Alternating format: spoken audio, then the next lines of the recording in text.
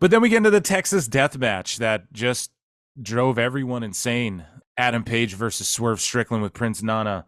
Prince comes out with the dancers. He's fucking, I don't know. He's over his shit. He got this whole dance over. Swerve's over his shit. He's looking like $1 million. Hangman did smart business here, and he hit the ring. He didn't do his entrance because he would have got less of a pop, and he's supposed to be the babyface, right? Hangman comes out, just attacks him. Man, these guys are getting hit with chairs. As Jim Cornette put it, he stapled his titties or whatever. Someone said that, right? So they're doing staple gun spots to the face, tables, fucking cinder blocks, man. And this match was awesome. I felt like it went a smidge too long. And this was like a last man standing Texas death. I don't know. They kind of flubbed up the names or the rules or whatever, but it was basically you can only win by TKO or quitting.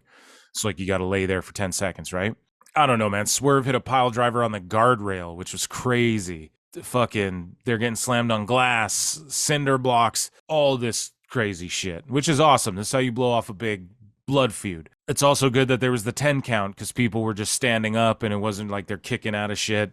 There's barbed wire. There's all this shit. The big spot, though, was that got everybody mad. At one point, Hangman grabs Swerve's head, and he drinks the blood, and he spits it in the air. Ooh, I'm a vampire.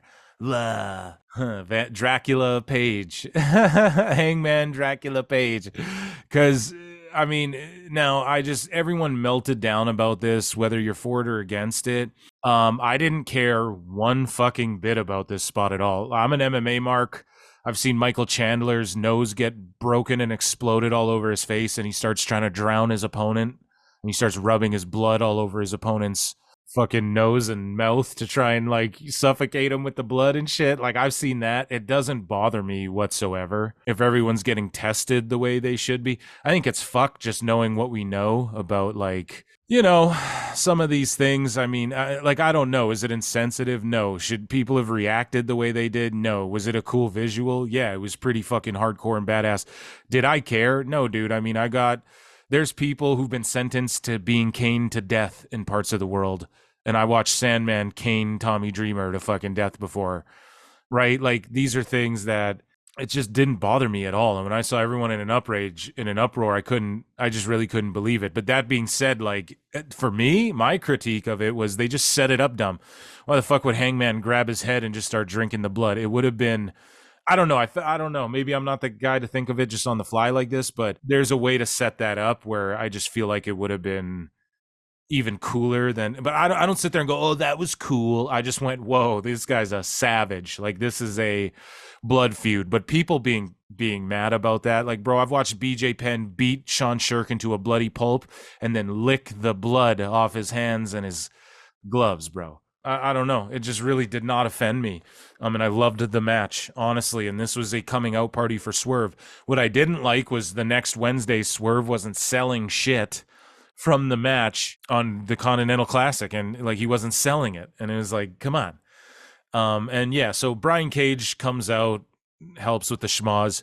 It ends where Swerve hangs Hangman with a chain, and then other people are going, it's a lynching. And if it were the other way around, people would say it was a lynching, and maybe they're right. If it was the other way around, maybe people, that would have been bad optics, though. I don't fucking know. But Hangman, I don't know. I thought he was hanging the Hangman. I thought it was cool. And yeah, as I mentioned, I think I mentioned on this show, I don't know. And Jim Cornette was like, he hung him and then the ref counted to 10. And I've seen people regurgitating that and online. And it's like, no, you just didn't watch the match, because no, he didn't, you know. He hung him and then he laid there and he fucking sold it forever like he was dead. And then he got counted out. So yeah, I just did not I don't know why this match stirred up so much like, it was rank as fuck, but there was the spot where they're on the top rope and the barbed wire accidentally wrapped around dude's face, and they just were selling it great. It was savage. It was crazy. It was just fuck, because they already had a ladder match with so much carnage, right? And to me, like, if you're gonna do this, save it for one spot of the show, or have it go on second, like, do it near the end. Like, I don't know if they placed it in the right spot, because it's like, how the fuck do you follow this? You know, which we're gonna talk about, it didn't get followed.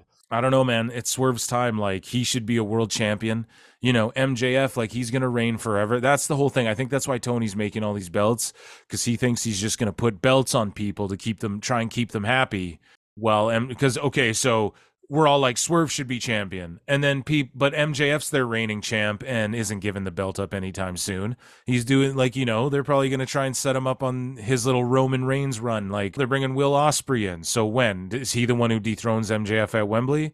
That'll probably be what it is. But at the same time, it's like, goddamn, son, you know, everyone wants everyone to be a champ. It just don't work that way. But Swerve is on the cusp, and it's like, I don't think MJF needs the world title in this story. Take it off MJF, put on Swerve, dog.